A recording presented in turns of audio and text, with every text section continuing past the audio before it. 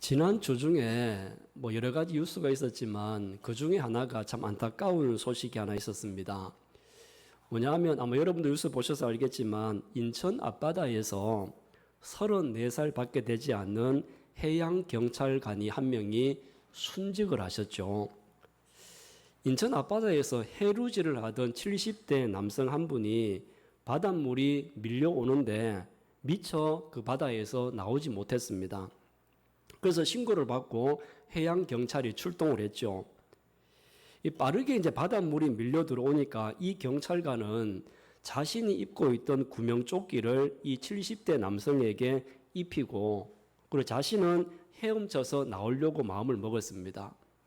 그런데 거센 물결 앞에서 결국에는 휩쓸려서 바다에서 이 경찰이 나오지를 못했죠.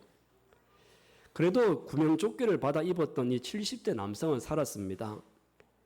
이 30대 경찰관은 6시간이 지난 뒤에 시신으로 인천 앞바다 작은 섬에서 발견이 되어졌죠. 안타까운 소식이었습니다. 아마 30대 아들을 먼저 보낸 어머니의 이 오열을 보는 모든 국민들의 마음이 참 아팠던 그런 시간이었어요. 사실 이 경찰관은 바닷물이 밀려오는 이 위기의 순간에 자기 힘으로 충분히 탈출을 할 수 있었습니다. 그런데 구명조끼를 그 70대 어른에게 벗어줌으로 인하여서 자기는 살지 못하고 오히려 그 사람은 살리는 그런 길을 선택을 했었죠. 이렇게 거친 바다에서 남성을 구조하지 못할 상황이 되어져서 결국 혼자서 구조하지 못하고 빠져나왔다 할지라도 어느 누구도 이 경찰관을 책망하지는 않았을 겁니다. 왜 사람 못 구하고 그냥 나왔냐? 이렇게 하지 못했을 겁니다. 그런데 이 경찰관의 이 숭고한 희생에 모든 국민들이 머리를 숙여 경의를 지금 표하고 있죠. 오늘 우리가 방금 읽었던 마태복음 27장의 말씀은 예수님께서 십자가에 달리신 장면이 우리에게 나오고 있죠.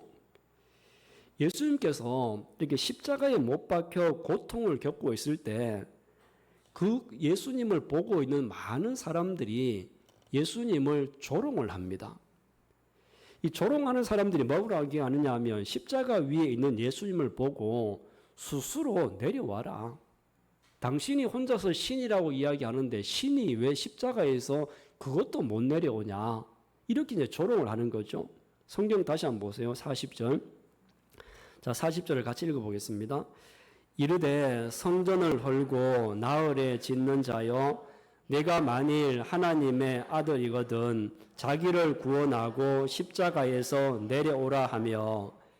자, 예수님을 보고 당신이 진짜 하나님의 아들이면 그 십자가의 그 고통스러움을 참지 말고 자기 스스로를 구원해봐라. 이렇게 하면서 내려오라는 거죠. 그 42절도 한번 보세요. 42절 같이 봅니다. 그가 남은 구원하였으되 자기는 구원할 수 없도다. 그가 이스라엘의 왕이로다. 지금 십자가에서 내려올지어다. 그리하면 우리가 믿겠노라. 자, 다른 사람을 구원하겠다고 하면서 자신을 구하지 못하고 있다. 십자가에서 스스로 내려와서 본인을 구원하면 우리가 당신을 믿겠다. 이 조롱하고 있는 거지 않습니까? 예수님을 지금 놀리고 있는 겁니다. 근데 다른 사람을 구하겠다라고 하면서 본인이 못 구한다라고 조롱을 하고 있는데 여러분 이 장면에서 예수님은 이 고통의 십자가에서 내려올 수 없어서 온갖 조롱을 다 받으면서 십자가에 달려 계신 겁니까? 내려올 수 없어서 예수님이 내려오신 것이 아니죠. 우리가 분명히 알아야 될 것은 예수님은 십자가에서 내려오실 수 있었지만 내려오지 않았습니다. 예수님 자신이 스스로가 십자가를 선택하신 겁니다.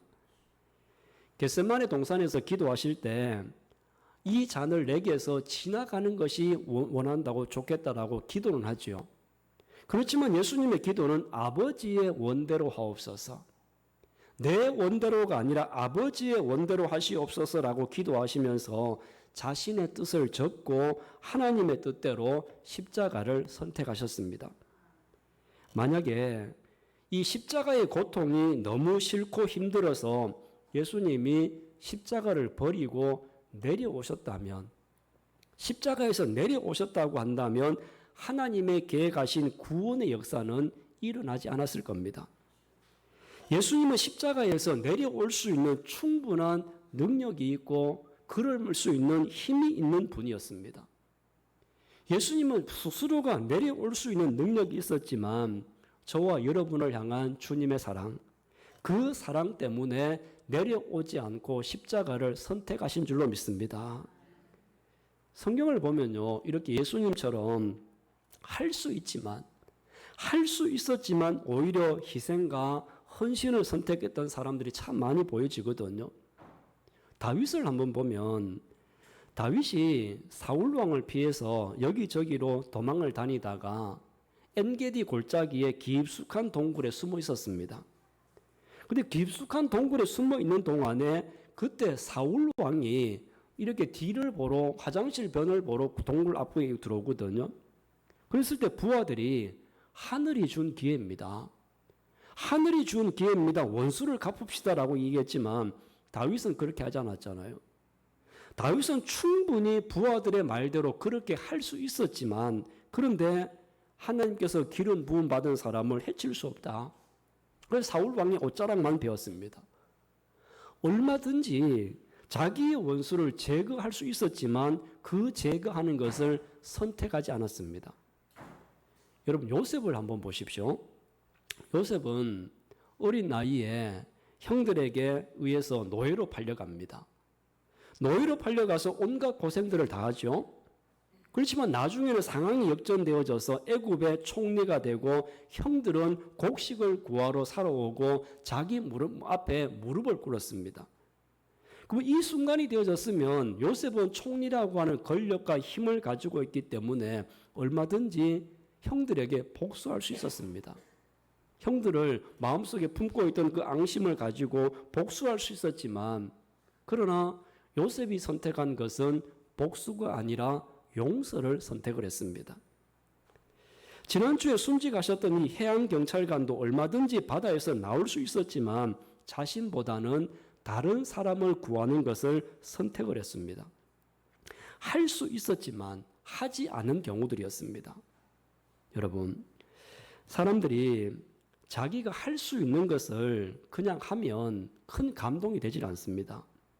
그러나 예수님처럼 십자가에서 내려올 수 있는 힘이 있고 능력이 있지만은 내려오지 않는 것, 할 수는 있지만 자신은 양보하고 다른 사람에게 할 수 있게 만드는 것, 그런 사람들을 보고 우리가 감동을 받고 그런 사람들을 존경하지 않습니까?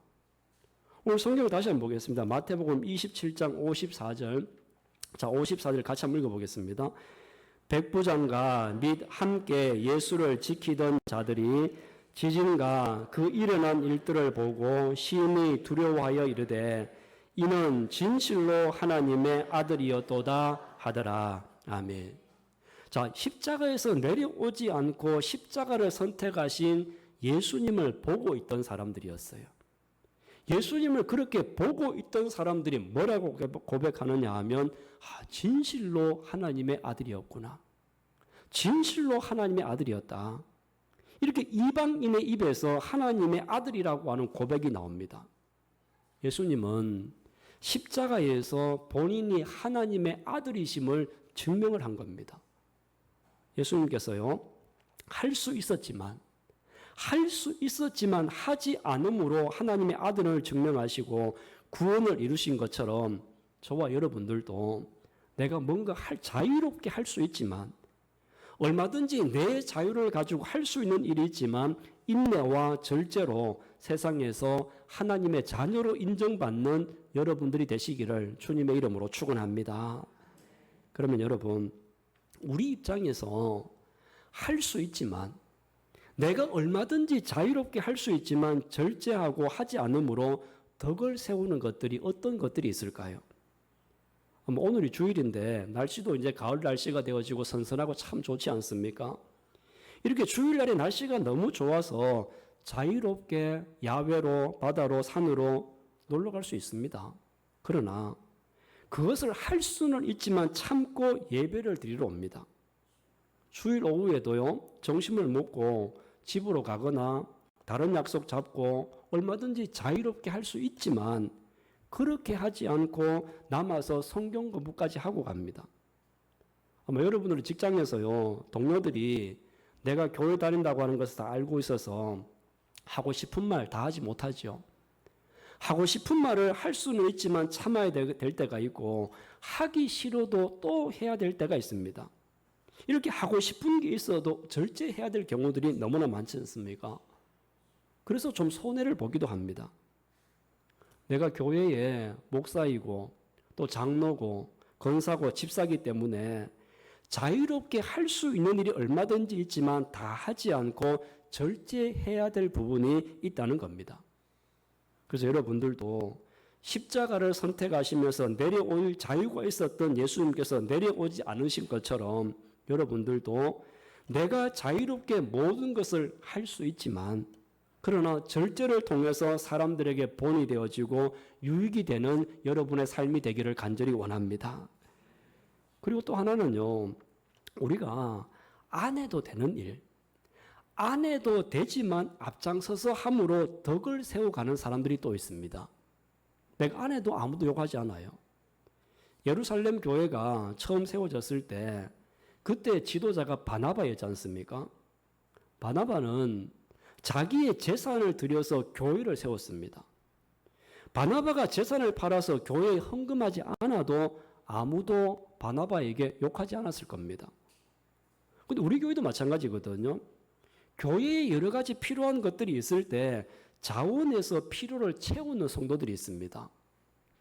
보통 교회는 70세가 되어지면 은퇴를 합니다. 목사도 70에 은퇴하고 장로님, 권사님, 집사님 다 70이 되면 은퇴를 하시는데 이제 은퇴를 하게 되어지면 보통 교회들은 식사나 청소나 설거지 이런 것 하지 않아도 되는 나이라고 인정을 해줍니다. 근데 우리 성도님들은 70이 되고 은퇴를 하더라도 하지 않아도 되지만 자원해서 다들 하고 계시지 않습니까? 나는 은퇴했으니까 이제 아무것도 하지 않겠다. 뒤로 물러서도 되지요. 그렇지만 하지 않아도 되지만 교회에서 서로를 위해서 하고 있는 일들이 참으로 많아요. 저도 교회 담임 목사로서 굳이 하지 않아도 되는 일들이 가끔은 있어요. 뭐 제가 한 석 달에 한 번씩 밥을 합니다. 저는 청소도 하고 설거지도 하고 순서에 따라서 빠짐없이 다 합니다. 예배를 마치고 뒷정리하고 쓰레기 정리하고 자질구레한 교회를 외가 제거하면 다 하죠. 근데 여러분들이 아마 우리 목사님을 보고 목사님은 왜 설거지 안 해요? 목사님은 왜 청소 안 해요? 우리 권사님들은 밥 다 하는데 목사님은 왜 밥 안 해요? 이렇게 할 분이 아마 한 분도 없을 겁니다. 그렇지만 우리가 할 수 있지만 절제하고 안 해도 되지만 공동체를 위해서 성도들 때문에 우리가 뭔가를 하게 되어지면 교회가 유지가 되어지고 또 교회가 반듯하게 세워져 가는데 큰 힘이 될 줄로 믿습니다.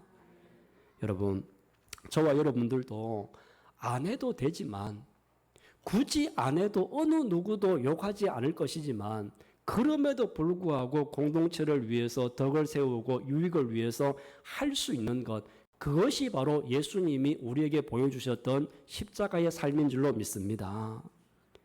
그런데요, 할 수 있는데 하지 않으면 어떻게 됩니까? 해야 되는데 하지 않으면 어떻게 됩니까? 우리가 할 수 있는데 잔꾀를 부리면서 하지 않는다든지 해야 하는데 눈치를 보면서 하지 않으면요, 결국에는 덕이 안 되고 유익도 없겠죠. 우리가 목사로서 해야 될 일이 많아요. 또 장로님들이, 권사님들이, 집사님들이, 성도님들이 우리의 직분에 맞게 해야 될 여러 가지 일들이 있습니다. 그런데 해야 될 일이 있는데 하지 않는 것, 내가 충분히 할 수 있는 힘도 있고 능력이 있는데 하지 않으면 그러면 문제가 있는 것 아니겠습니까? 여러분 모두가 내가 해야 되는데 하지 않고 할 수 있는데 하지 않으면요, 덕이 안 되고 유익이 안 됩니다.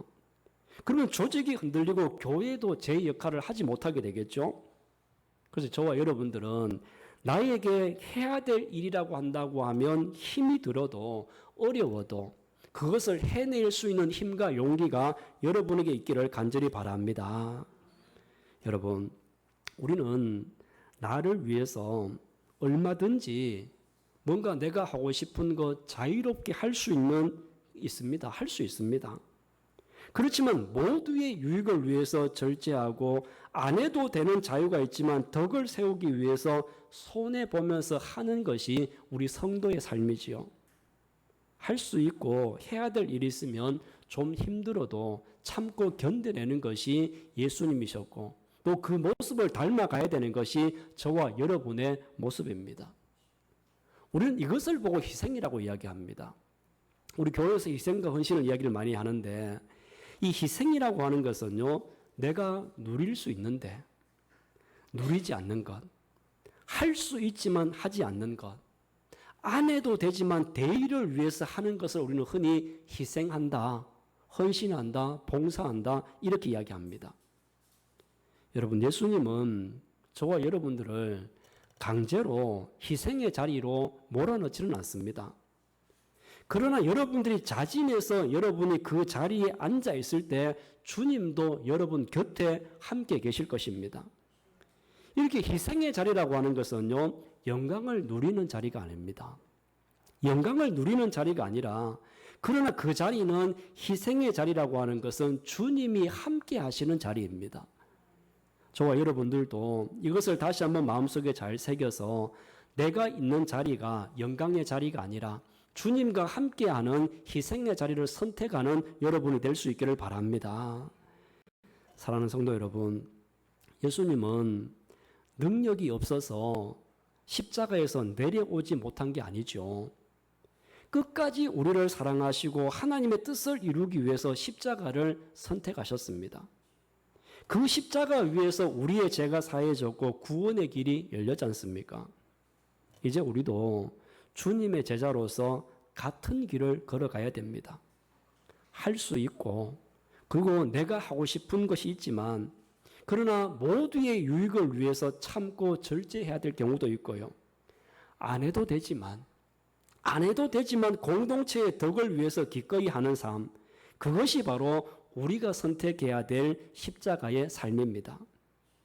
여러분, 희생과 절제가 누군가에는 큰 감동이 되고 또 누군가에는 진실로 하나님의 자녀이구나 이런 고백을 이끌어내게 되어집니다. 여러분들도 여러분을 지켜보는 사람들이 많습니다. 여러분을 지켜보는 많은 사람들의 입술에서 저 사람은 진짜 그리스도인이구나, 저 사람은 진짜 하나님의 자녀이구나 이런 고백이 있기를 간절히 바랍니다. 우리는 십자가의 사랑으로 십자가의 희생으로 구원받은 하나님의 자녀입니다. 십자가를 끝까지 지셨던 우리 주님처럼 우리도 맡겨진 십자가를 내려놓지 않고 끝까지 지고 갈 때 하나님께는 사랑스러운 자녀라고 칭찬받을 것이고 세상 앞에서는 참된 그리스도인으로 인정을 받게 될 것입니다.